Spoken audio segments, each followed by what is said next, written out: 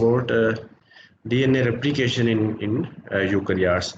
Uh, uh, in case of eukaryotic DNA replication, as all of you know that replication is a process in which the identical copies or replicas are formed from the original DNA or from the parental DNA molecule. And we have discussed various models about the DNA replication, for example, dispersive model, semi-conservative model, and most accepted model is semi-conservative model.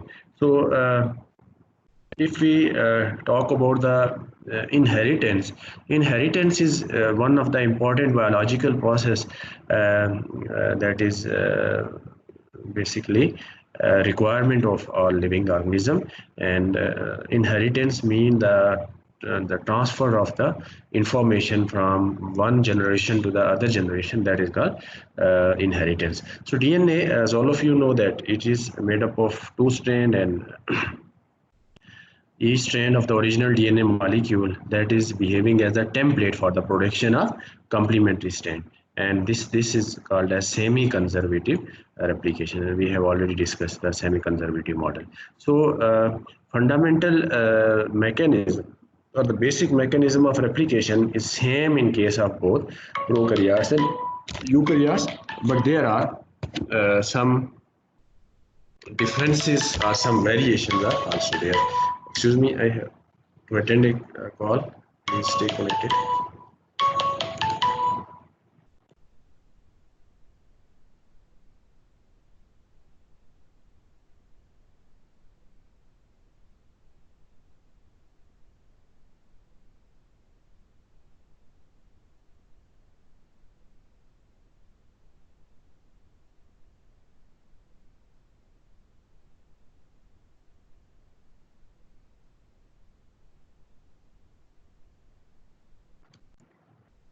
Okay, so there are some variation between the prokaryotic DNA replication as well as in case of eukaryotes, there are some variation. Uh, so replication in eukaryotes that is complex as compared to the prokaryotes, because as all of you know that in case of prokaryotes, DNA is most of the time that is circular, but eukaryotic genome or eukaryotic DNA that are showing the complexity, that is complex as compared to the prokaryotic genome. It is also larger than the bacterial DNA. So when we talk about the eukaryotic DNA, that is larger as compared to the bacterial DNA, and it is also organized into nucleoprotein structure. Mean in case of prokaryotes, there is no protein associated with the DNA. But when we talk about the eukaryotes, eukaryotic DNA is also that is bounded by some specific type of the proteins, and those are, as all of you know, that those proteins are called histone protein. So this is another difference between the prokaryotic DNA and eukaryotic DNA. And in case of eukaryotes, this nucleoprotein structure will be called as chromatin. Similarly, if you look at some basic features of the replication in case of prokaryotes and eukaryotes, they are more or less same. If we look at some similarities between the prokaryotic and eukaryotic DNA replication, formation of the replication fork, as we have discussed in prokaryotes, that there is a replication site or origin of replication, ORIC, that is specific site where the process of DNA replication starts. So similarly, in case of eukaryotes, a replication fork is formed, that is common in case of in both prokaryotes and eukaryotes. Second important similarity or common feature between the prokaryotic and eukaryotic DNA replication is semi-conservative. Eukaryotic DNA replication also follows the semi-conservative model of DNA replication. Bidirectional, as replication, once the replication fork is formed, the process of replication will be bidirectional. primer synthesis, as primer is required in prokaryotic DNA replication, as well as it is also required in case of eukaryotic DNA replication. And similarly, Okazaki fragments formation, as all of you know that in case of replication, the two strands are there. One is leading strand on which the DNA replication will proceed from 5' to 3' direction, and the second one is that is lagging strand, in which the DNA replication will also proceed from 5' to 3' direction, but the replication process or the DNA will be formed in the form of small fragments, and those fragments will be called as Okazaki fragments, and that strand of the DNA will be called as lagging strand. And primer removal, as once the enough DNA has been synthesized, the primer will be removed. So these are some common features between the prokaryotic DNA replication and eukaryotic DNA replication. If you look at similarities between the prokaryotic DNA replication and eukaryotic, if we look at the differences between the prokaryotic and eukaryotic DNA replication, as compared to the prokaryotic DNA replication, eukaryotic replication is quite complex, and important differences of eukaryotic DNA replication are due to the larger size. As I have told you that eukaryotic DNA is quite larger as compared to the prokaryotic DNA. So this is one reason for which we can say that there are some differences between the eukaryotic and prokaryotic DNA replication. Similarly, in case of eukaryotic DNA, the DNA is packed in the form of the chromatin. I mean, this is complex of nucleoprotein, DNA and protein. They are forming a specific structure in case of eukaryote, and that eukaryotic structure is called chromatin. If you look at the movement of the fork, as replication fork is formed in case of both in case of prokaryotes and eukaryotes, the replication fork moves quite slowly in case of eukaryotes as compared to the prokaryotes. And similarly, the nucleotide, they should be disassembled from each other for the polymerase to reach the DNA. This step it will slow down the process of fork movement. So if you look at the replication rate between the replication rate in case of prokaryotes and eukaryotes, in case of E. coli, the replication rate is 1000 base pair per second. But in case of eukaryotes, that is 10 times slower than the prokaryotes, mean 50 nucleotides per second. This is the replication rate. I guess it is 20 times lower than or slower than the prokaryotic. Excuse me, sir. Yes. Sir, next slide show नहीं हो रही. नहीं हो रही? No, sir. अब हो रही है? सर और जोया शाह को क्लास में ऐड कर दें, वो ऐड नहीं हो रही. अभी हो रही है आपको शो स्लाइड्स? यस सर, अभी नेक्स्ट हो रही है शो. जोया क्यों नहीं ऐड हो रही? उसका रोल नंबर क्या है? सर 43. अच्छा, मैं 45 को ऐड कर रहा हूँ.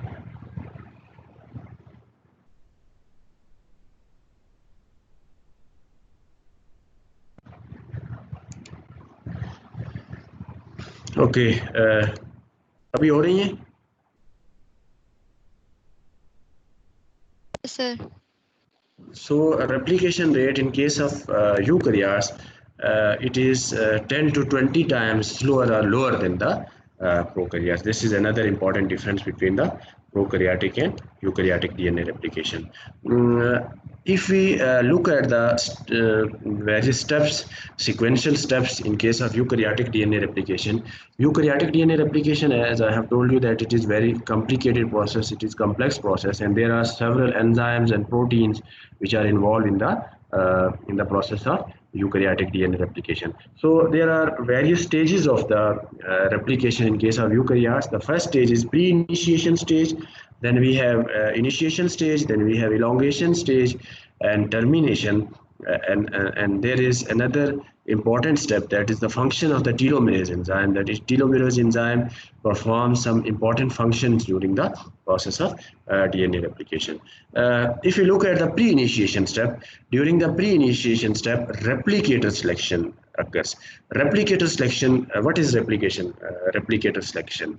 Replicator selection is a process in which the sequences are specific nucleotide sequences on the DNA that are identified, and those sequences, they will direct the initiation of the replication, and this process will occur in the G1 phase, before the S phase of the cell cycle. So this is called as pre-initiation stage. Meaning, in case of pre-initiation, some specific sequences, they will be identified by replication machinery, and those sequences, they will direct, or they will initiate the process of replication. And as all of you know, that initiation, this pre-initiation will occur during the G1 phase of the cell cycle.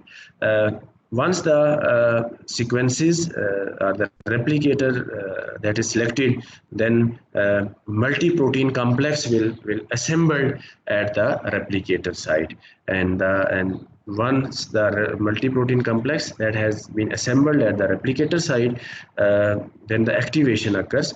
And activation will occur, at the initiation stage will occur once the cell has entered from G1 to S phase. So it means that the pre-initiation stage, that will be during the G1 phase, which is prior to the S phase, and the initiation phase, or the actual start of the replication process, will be during the S phase. S, as all of you know, that S phase means synthesis, and during the S phase, DNA is synthesized. So multi-protein complex, it will assemble at the replicator's site, and the process of replication will start during the S phase of the cell cycle. And ultimately, during the replication initiation, the multi-protein complex will initiate. It will start unwinding of the DNA, and once the two strands, they are separated from each other, DNA polymerase enzyme will be recruited to that specific site. Replicator selection. If you look at the replicator selection is basically stimulated by the formation of pre-replicative complex. Mean a specific type of the enzymes and proteins, they combine and they form structures. Those are called pre-replicative complexes, pre-RCS. So first step in the formation of the replicative complex is the recognition of the replicator by the eukaryotic initiator. So as I have told you in the previous slide, that the selection of the replicator is very much important. So pre-replicative complex, their first and important function is the replicator selection, and this replicator selection is mediated by the initiator. Initiator are specific type of the proteins in case of eukaryotes that will select the replicator site on the DNA. Similarly, ORC, this is origin recognition complex, and once ORC is bound, it recruits to helicase loading protein, which are called CDC6 and CDT1. So this is basically the stepwise process, in which the first step is the replicator selection. Replicator is selected by the initiator protein, and after the replicator selection, there is another complex that is called ORC. ORC is origin recognition complex. It will bind it will bind with the initiator, and once this initiator and ORC they are recruited to the replicator site, they will recruit to additional loading protein, helicase loading protein. One is called CDC6, another is called CDT1. So together, this ORC and the loading protein, they will recruit another protein, and this is basically the eukaryotic replication protein. The replication fork, eukaryotic replication fork helicase, this protein is performing the helicase function. As all of you know, that the function of the helicase is to unwind the DNA. This is called MEM2 to 7 complex. So this is basically the helicase protein, which will unwind the double-stranded DNA. So this is called formation of the pre-replication. It will not immediately, it will not start unwinding of the original DNA. So this pre-replication complex that are they are actually formed during the G1 phase.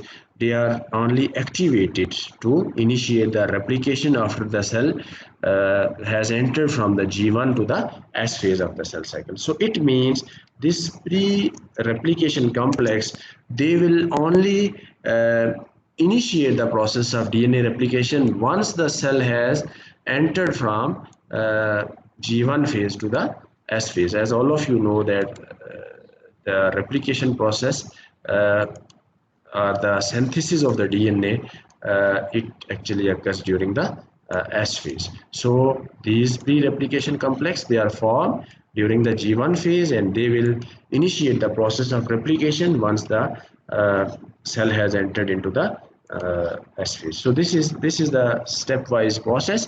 Here you can see that this is these green areas, they are representing the replicator sequences. These are the specific sequences of the nucleotide which are required to initiate the process of replication. So ORC, the assembly of the pre-replication complex, that is a sequential process or stepwise or an ordered process, and it is initiated by the association of the ORC. ORC is origin recognition complex.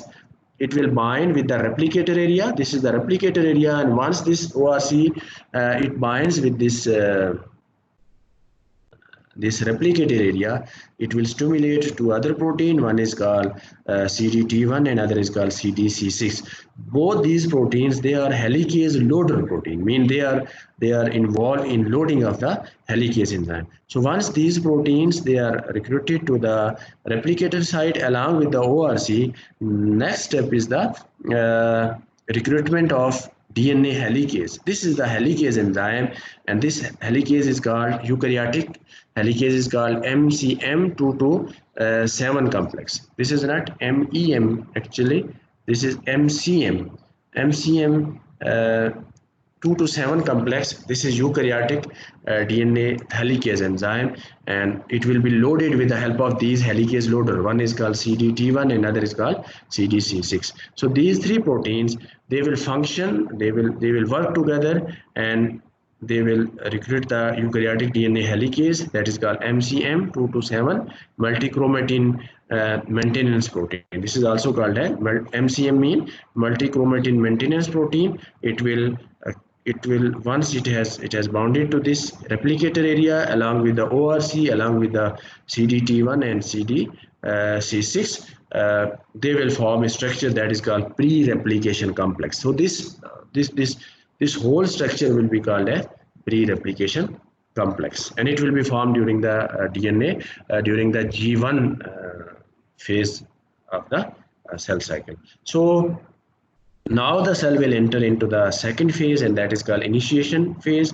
In case of initiation phase, there are specific sequences. Those are called autonomously replicating sequences, ARS. So in case of eukaryotic DNA, replication is initiated at specific sites that are called autonomously replicating sequencing. These are ARS sites, and they are abbreviation of autonomously replication sequences, and they can also be called as replicators. So ARS are alternatively, sometimes they can also be called as replicators. So replicators are the areas, are the sequences which are required to initiate the process of replication. ARS, they are it basically contains the central core sequences which is having the conserved 11 base pair sequences, and those sequences are AT rich sequences. This is the first important property of these ARS, autonomously replicating sequences. They are also called as replicators.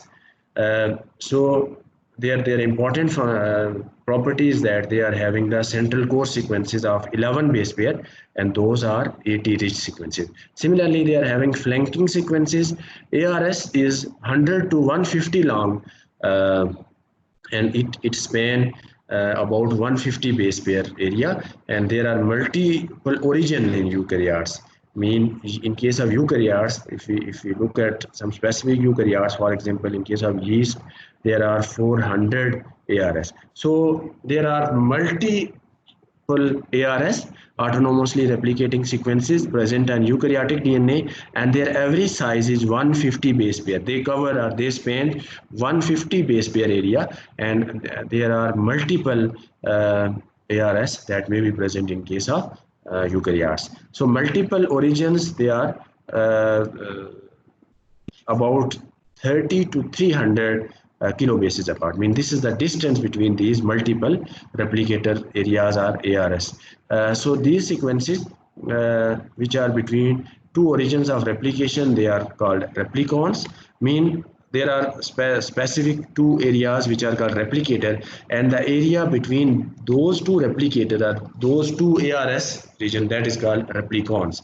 An average human chromosome, if we talk about an average human chromosome, there may be 100 replicons, and replication may proceed simultaneously as many as 204. So it means there are multiple origins of replication and multiple autonomously replicating sequences they are present, and in between the two ARS area, the specific area will be called as replicons. And in case of eukaryotic chromosome, or in case of human chromosomes can have 100 replicons.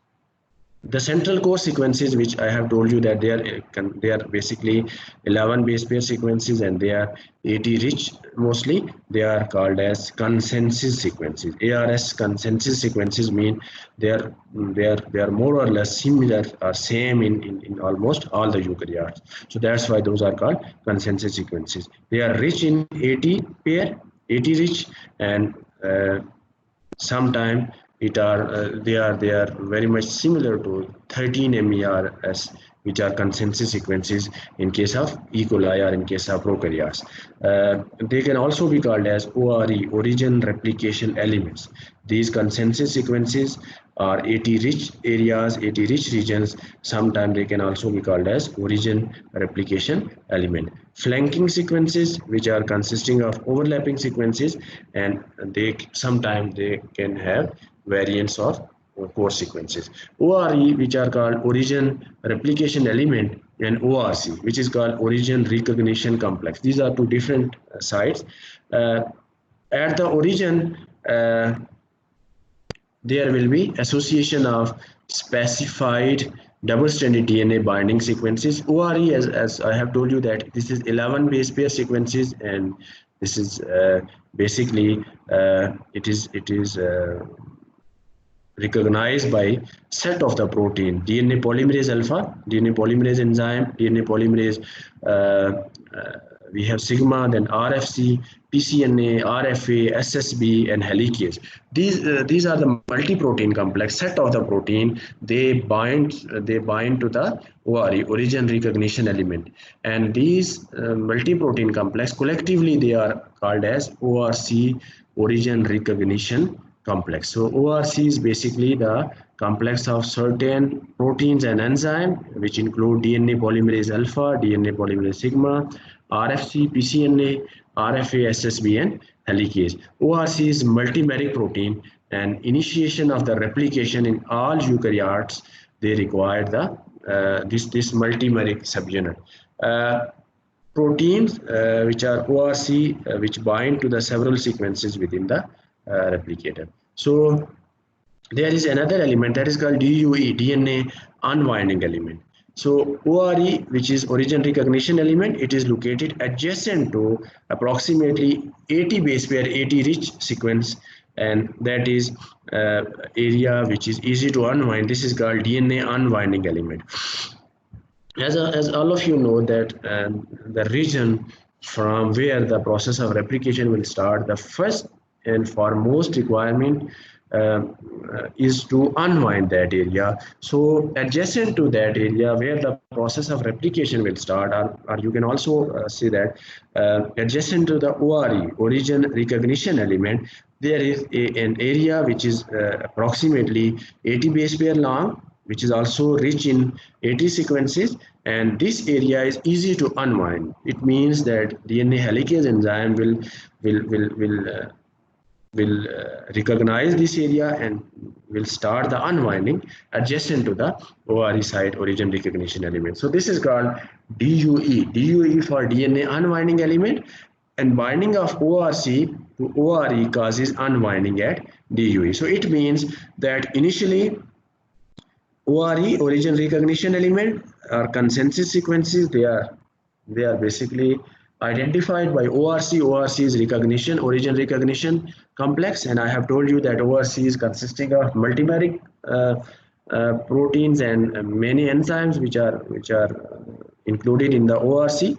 So once the ORC will bind with the ORE, this DUE, DNA unwinding area, the process of DNA unwinding will start from the DUE. So if we look at various events which occur during the DNA replication or during the replication fork formation, when ORC as all of you know that it is consisting of DNA polymerase alpha, sigma, RFC, RFA, PCNA, and SSB helicase. When it binds to the ORE area, the DNA synthesis is initiated. So replication fork, as I have told you in case of prokaryotic DNA replication, that there is bidirectional replication. So once the replication fork is formed, this replication fork will start to move bidirectionally and replication proceeds simultaneously, as there may be formation of 200 replication forks.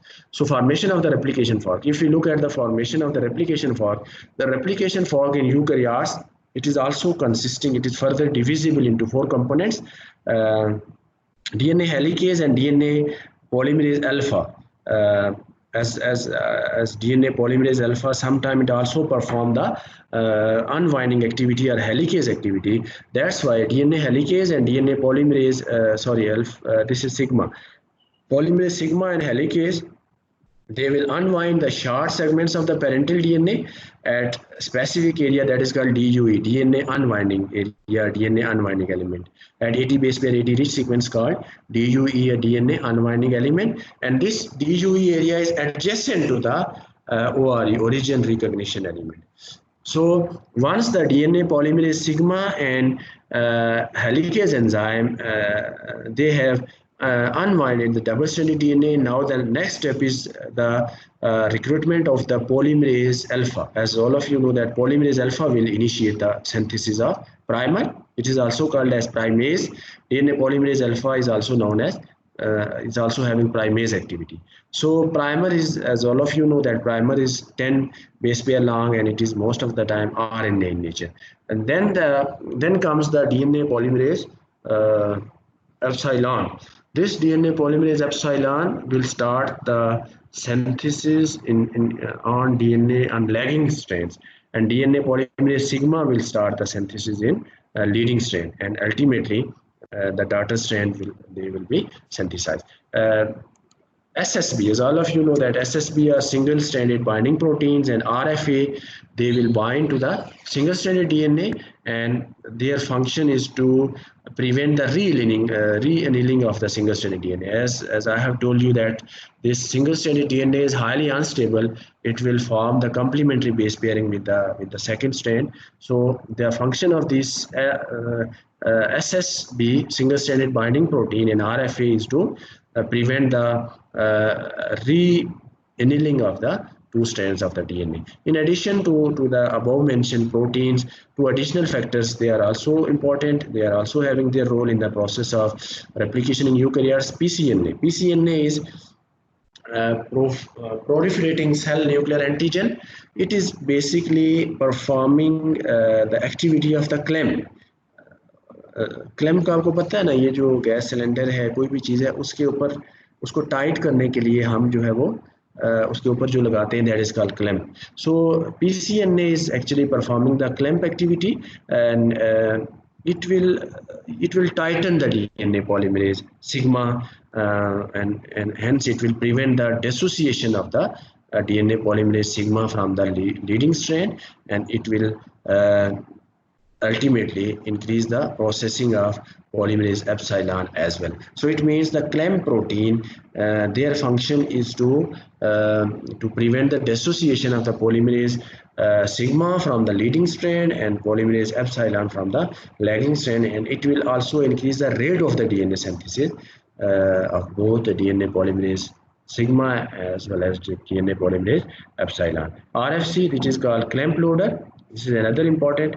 This can also be called as matchmaker. So RFC, it assists in DNA polymerase sigma to form clamp between DNA and pCNA, and it will basically set a link between the DNA polymerase sigma and DNA polymerase epsilon, so that the leading strand and the lagging strand synthesis simultaneously, the DNA synthesis that would occur on both strands. So here is stepwise process. Here you can see that the replication fork is formed. This is DNA polymerase epsilon and this is DNA polymerase sigma. Sigma is operative on the leading strand and epsilon is operative on the lagging strand. This is the pCNA which is clamp. This is the DNA helicase MCM227. Helicase will unwind, and now the DNA polymerase sigma and DNA polymerase epsilon, they will be recruited to this replication fork. And alpha is also there, as all of you know that the function of the DNA polymerase alpha is to synthesize the primer. And this RFC, their pCNA are called clamp protein and RFC are called clamp loader. So it means that these pCNA proteins are loaded to this double-stranded DNA with the help of this RFC. So RFC are called clamp loader and pCNA are called clamp protein, and the function of this pCNA is to tighten the polymerase sigma and polymerase epsilon on the double-stranded DNA, and it also prevents their dissociation from the double-stranded DNA. Here you can see another, this is alpha. Alpha will be involved in the synthesis of the primer. So here you can see this is DNA MCM227 or helicase, and this is the pCNA or the clamp, and these are the alpha, and this is the sigma. So these are the sequential or stepwise process in case of eukaryotic replication. If you look at DNA replication rate in case of eukaryotes, as we have discussed in first 2 or 3 slides, that rate of replication or replication fork moves quite slowly in case of eukaryotes as compared to the prokaryotes, approximately 50 nucleotides per second. That is 10 times slower than that has been observed in E. coli or in case of prokaryotes. So replication of an average human chromosome, it will take more than 500 hours if the replication is actually proceeding from a single origin. But as I have told you that there are multiple origins, multiple areas from which the replication process is initiated. So if we are taking into consideration only a single origin of replication, it will take 500 hours for the human chromosome, for the human DNA to form its exact copies. Instead of that, replication of human chromosome, it proceeds bidirectionally, and it is also initiated from multiple origins which are spaced at 330 to 300 kilobase apart, and it can be completed within an hour. So DNA sequences between 2 origin of replication, I have already told you that these are called as replicons. Average human chromosome can have 100 replicons, and the replication proceeds simultaneously as many as 200 forks. So there can be 100 replicons areas, which are the areas between the 2 ORE origin replication element, and in case of human being, there can be as many as 200 replication forks that can be present in case of human chromosome. So that is all about for DNA replication in case of eukaryotes, and this is actually the initiation stage. In the upcoming lectures, we shall discuss about the elongation as well as termination in case of eukaryotes. Okay, any question? If you have any question, you can ask.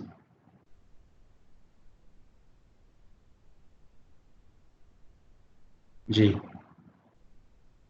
if you have any question you can ask please.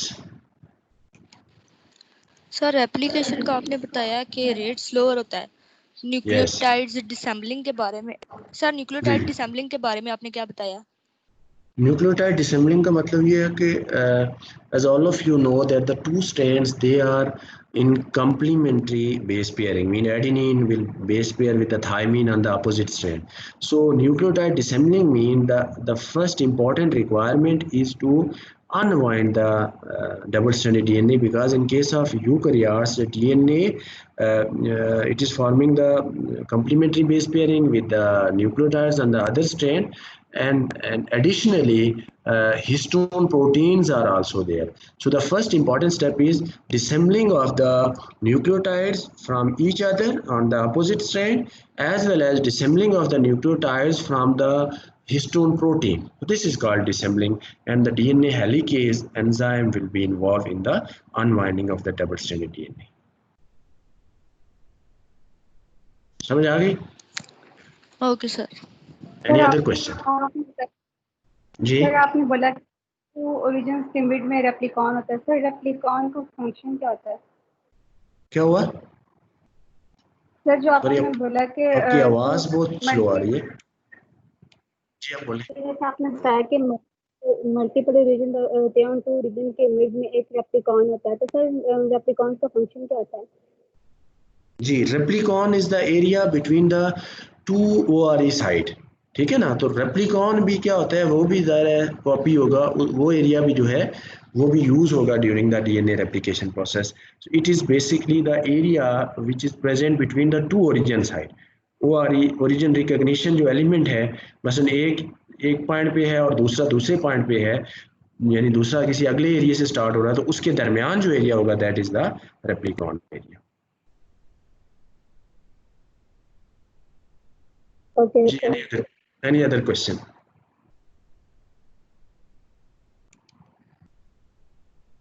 Okay, Ji, thank you very much. Stay connected so that I could upload your attendance on CMS.